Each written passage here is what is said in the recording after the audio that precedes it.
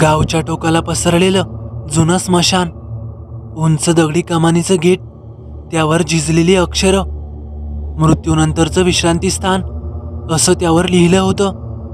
पण गावकरी म्हणायचे, इथं मृतांचं नाही तर अर्धमृतांचं राज्य आहे. दिवसा लोक जाऊन आपल्या नातेवाईकांची समाधी स्वच्छ करायचे, पण सूर्य मावळला की गेट बंद असायचं. रात्री त्या गेटच्या पलीकडे कोणीही जात नव्हतं. फक्त एक जण, रामभाऊ, तो तिथला वॉचमॅन होता. रामभाऊ तिशीतला, जाडसर अंगयष्टी, डोक्यावर पांढरी टोपी आणि हातात नेहमी कंदील असायचा. रात्री स्मशानावर लक्ष ठेवणं हेच त्याचं काम होतं. कुठला जनावर चिता फोडायला येऊ नये, कोणी चोरून कवटी हाडं नेऊ नये, आणि काही भटक्या आत्म्यांनी त्रास द्यायचा झाला तर ग्रामपंचायतीला सांगणं इत्यादी कामं तो करायचा. गावकरी त्याच्याकडे वेगळ्याच नजरेने पाहायचे. हा माणूस मृतांच्या मध्ये राहतो, याच्या अंगाला आता प्रेतांचा वासच मुरला असेल असं ते कुजबुजत असत. रामभाऊ मात्र निर्धाराने म्हणायचा, मृतांचं काय होणार, ते शांत असतात. खरी भीती तर जिवंत सावल्यांची असते. तर एकदा झालं असं. पहिल्या आठवड्यात काहीच घडलं नाही. फक्त राखेतून निघणारा धुराचा वास आणि वाऱ्यात हलणारी पानं. पण एकदा मध्यरात्रीनंतर त्याला असं जाणवलं, कोणीतरी त्याच्या मागे चालतंय. तो थांबला आणि आवाजही थांबला, आणि तो जसा चालू लागला तसा आवाजही पुन्हा त्याच्या मागून चालू लागला. तो झटक्यात मागे वळून पाहतो, पण मागे कुणीही नव्हतं, फक्त समाध्यांच्या सावल्या. तो मनाशीच हसला. भास असेल असं म्हणत तो पुन्हा चालू लागला, आणि तेवढ्यात कानाशी एक कुजबूज आली. त्याचं हृदय जोरात धडधडलं. त्याने कंदील उचलला आणि उजेडात पाहिलं. एका समाधीवर पांढरे कपडे घातलेलं एक मूल बसलेलं होतं. डोळे लाल, चेहऱ्यावर विचित्र हसू. तो जवळ जातो तोवर ते मूल धुक्यात विरलं होतं. तसा तो फारच धाडसी होता. तो जवळ जाऊन पाहतो तर फक्त ओलसर राख उरली होती. एवढं होऊनही त्याने स्वतःच्या मनाला समजावलं, मलाच भास झाला असेल, आणि तो आपल्या कामाला लागला.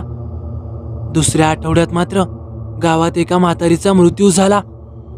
रात्री तिचा अंतिम संस्कार झाला. रामभाऊ ड्युटीवर गेला. चिता अजून दगदगत होती. अचानक त्याला दिसलं, त्या राखेतून हळूहळू तोच म्हातारा उठतोय. त्याचे डोळे पोकळ, हात जळालेले. तो सरळ रामभाऊकडे चालत आला. रामभाऊ भीतीने मागे सरकला. तो जोरात ओरडण्याचा प्रयत्न करतो, पण घशातून आवाजच बाहेर येत नाही. तेवढ्यात अचानक त्याच्या कानी एक कुजबूज पडते. हे ठिकाण सोड, नाहीतर तूही आमच्यात सामील होशील. इतकं बोलून तो म्हातारा राखेत कोसळला आणि अचानक गायब झाला. पण जमिनीवर अक्षरं उमटली होती. आता तुझी पाळी आहे असं रक्ताने लिहिलं होतं. त्या रात्रीनंतर रामभाऊ घरी आल्यावरही झोपू शकला नाही. बायको नेहमी विचारायची, काय हो, काय झालं, चेहरा एवढा पांढरट का? तो मात्र शांत राहायचा. एका रात्री तो स्मशानात पहारा देत होता, आणि तेवढ्यात दूरवर कुठेतरी टक टक टक असा चेंडू आपटल्याचा आवाज आला. तो आवाज झाडांमधून येत होता. रामभाऊ जवळ गेला तर तिथे खेळताना एक लहान मूल दिसलं, हातात लाल चेंडू. आणि तेवढ्यात त्याचं लक्ष त्याच्या चेहऱ्याकडे गेलं आणि त्याला धडकीच भरली. त्याचा चेहरा जळालेला होता. ते मूल त्याच्याकडे बघून म्हणालं, काका, माझ्याबरोबर खेळशील का? रामभाऊ थरथरला आणि तो मागे सरकला. पण मुलाने हसून चेंडू त्याच्याकडे फेकला. चेंडू त्याच्या पायाशी येऊन थांबला.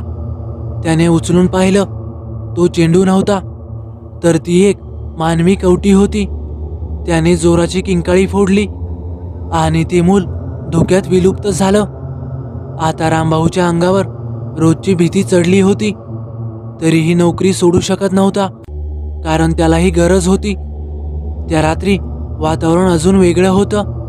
हवा थंडगार, समाध्यांच्या भोवती काळं धुकं फिरत होतं.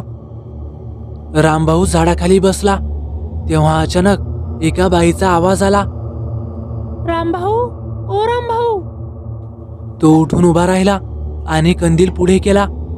समाधीजवळ एक बाई उभी होती. लांबसडक केस, रक्ताळलेले डोळे आणि तिच्या ओठांमधून काळसर धूर बाहेर पडत होता. ती हसली आणि म्हणाली, तूच मला सोडून गेला होतास ना, मी अजून इथंच आहे. रामभाऊचं सर्वांग घामाने भिजलं होतं.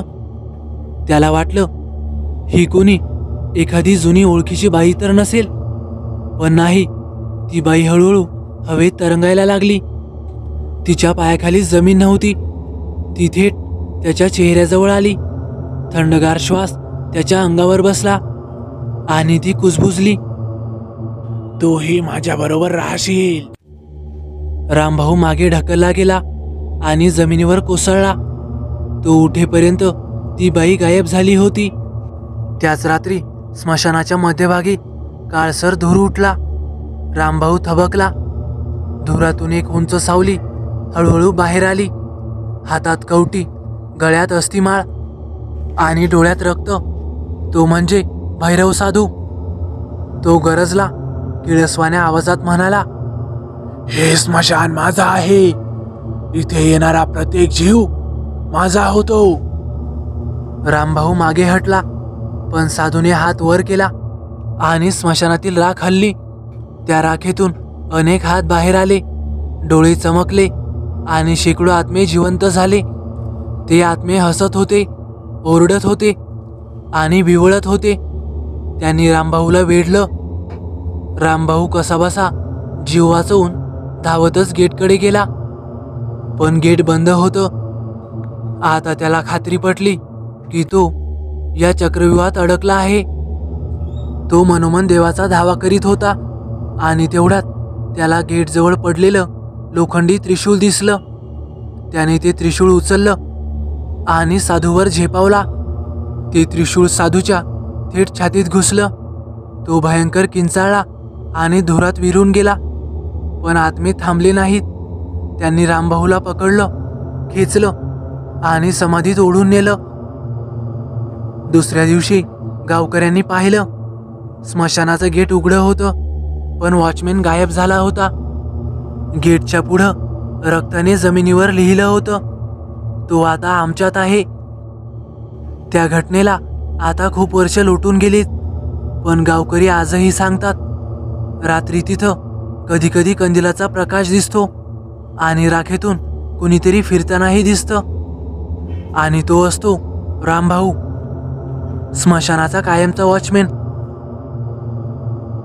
तर मित्रांनो, कशी वाटली तुम्हाला ही भयकथा? आवडल्यास नक्की लाईक करा, कमेंट करायला विसरू नका. आणि हो, आपल्या चॅनलला आतापर्यंत सबस्क्राईब केलं नसेल तर नक्कीच सबस्क्राईब करा आणि बाजूलाच येणाऱ्या बेल आयकॉनलाही दाबा, जेणेकरून भविष्यात येणारे व्हिडिओज मी आपल्यापर्यंत पोहोचवू शकेन. तर चला भेटूया पुढच्या व्हिडिओत. धन्यवाद.